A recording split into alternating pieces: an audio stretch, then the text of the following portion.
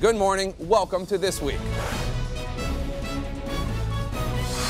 It's on. I think people will be better served if we don't keep interrupting each other. Well, don't take all the 4 minutes then. Vice President Biden brings the heat. With all due respect, that's a bunch of malarkey. But Congressman Paul Ryan stands firm. I think the vice president very well knows that sometimes the words don't come out of your mouth the right way. The big questions. Biden's aggressive approach energized Democrats, but did it risk alienating undecided voters? Did Ryan continue the Mitt momentum, or was his debate approach all about first do no harm? And what should we expect on Tuesday when Obama and Romney meet for their second face-off? We'll ask our headliners, Ohio Senator Rob Portman, the man playing President Obama in Mitt Romney's debate prep, and the vice president's son, Delaware Attorney General Beau Biden. Plus insights and analysis from our all-star panel, former presidential candidates Newt Gingrich and Chris Dodd, plus George Will, Donna Brazile, presidential historian Richard Norton Smith, and the moderator of Thursday night's debate. It was a pre-planned assault by heavily armed men. Wasn't this a massive intelligence failure? ABC's Martha Raddatz. It's a special discussion about the debates along with our partners at the University of Virginia's Miller Center. From ABC News, This Week with George Stephanopoulos. It's your voice, your vote. Reporting from the Newseum in Washington, Jake Tapper. Good morning, everyone. George is off today. We are in the home stretch of this campaign, just 23 days until the final votes are cast. All eyes now are on Tuesday's debate. In a sign of how seriously the president is taking this second face-off with Governor Romney, he's spending the weekend not on the campaign trail, but instead hunkered down in Williamsburg, Virginia for debate prep. Still, his campaign is hardly stopping, going on the air yesterday with a new ad featuring a familiar voice. Every president inherits challenges. Few have faced so many. There are still challenges to meet, but the last thing we should do is turn back now. That's actor Morgan Freeman, of course. As for the Republican ticket, they spent Saturday fanned out across the critical battleground state of Ohio, enjoying favorable press and swelling crowds. Our crowds keep getting bigger and bigger. There's more of a crescendo and passion about changing Washington and getting a new president. We'll cover the campaign and the debates from all angles this morning. The vice president's son, Delaware Attorney General Beau Biden, is standing by. But we do begin with Ohio and Ohio Senator Rob Portman, who's at Romney headquarters in Boston, working on debate prep with Governor Romney. Good morning, Senator Portman. Good morning, Jake. How are you? I'm well, thanks. Thanks for joining us. As we said in the open there, you're playing President Obama in Governor Romney's debate prep. Here is Governor Romney and what he has had to say about that role you've played. He's playing Barack Obama in these mock debates we have. I don't like him very much anymore, all right? He keeps on beating me up, and I keep on going away shaking my head. This guy's really something. You're lucky to have a guy so bright and so capable. And this morning, Washington Post reporter Dan Balls called you, quote, the Romney campaign's most valuable player for your multiple roles as Ohio point man and Obama stand-in. I'm assuming you're anticipating that President Obama will have a little bit more pep in his step in Tuesday's debate. How do you prepare for that? Well, I think you're right. I think President Obama is going to come out swinging. I think he's going to have to compensate for a poor first debate.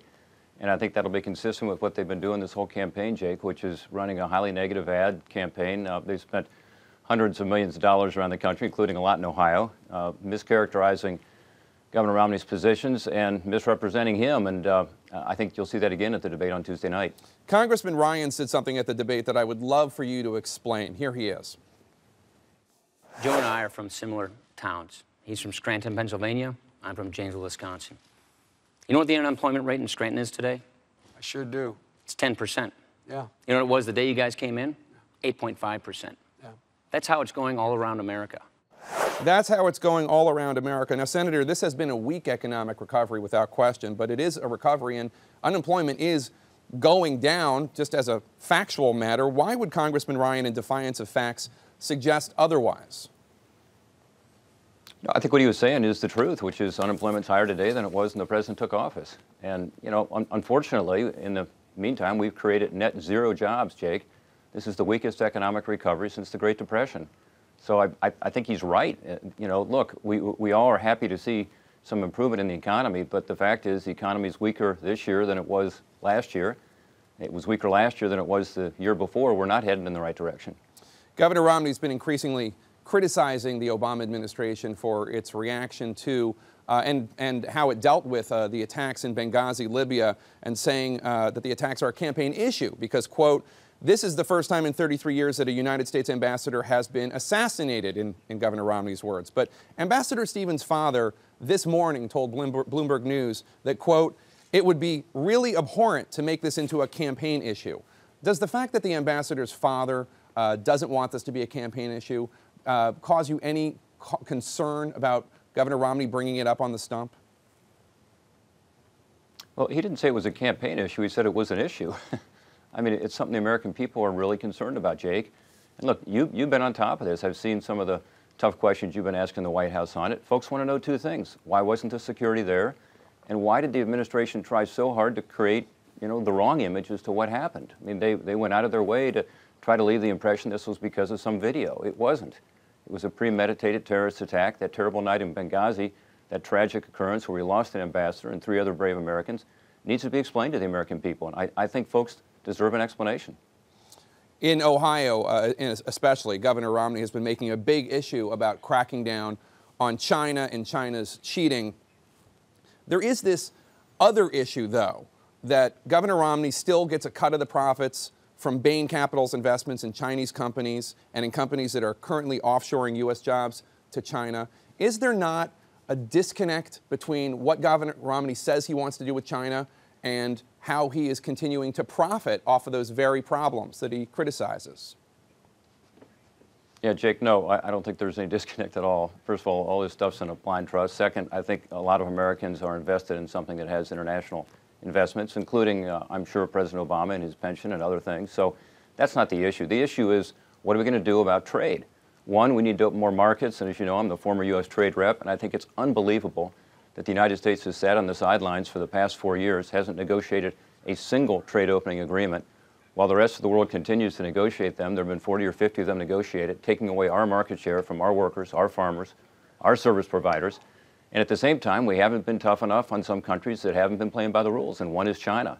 And as you know, I'm a sponsor of the currency legislation in Congress because we think that they do manipulate their currency, and that ought to be addressed. It's a trade issue. It affects the cost of their exports to us. They're lower as a result of it, and it makes it more expensive for us to send stuff to them. So these are legitimate issues in Ohio, and I think Governor Romney ought to keep raising them. We only have 1 more minute left, so I'm going to turn to Ohio. Let's look at the latest poll from after the first debate. It shows President Obama in the lead in Ohio, still 51% to Romney's 45%. That's from after the first presidential debate. Does Governor Romney have a path to the presidency without Ohio? I know you're going to say that he's going to win Ohio, but can he win the presidency without it? Yeah. Look, you can probably win the presidency without Ohio, but I wouldn't want to take the risk. No Republican has. And we're doing great in Ohio. If you look at the average of all the polls, it's about dead even in Ohio right now. And importantly, the momentum's on our side. It's been terrific. I've been to a half dozen rallies in Ohio in the last week alone. I've never seen this kind of energy and enthusiasm on the ground. We've already made 3 times more phone calls through our volunteers this year than 2008. We've knocked on 25 times more doors than we did in all of 2008. So something's going on the ground in Ohio. It's turning our way. And I think that's why you're going to see the president continue to attack, not focus on the substances of the issues that people care about, but instead continue the attack because things are not going their way right now. Senator Portman, thanks so much for joining us this morning. We really appreciate your time. Thank you, Jake.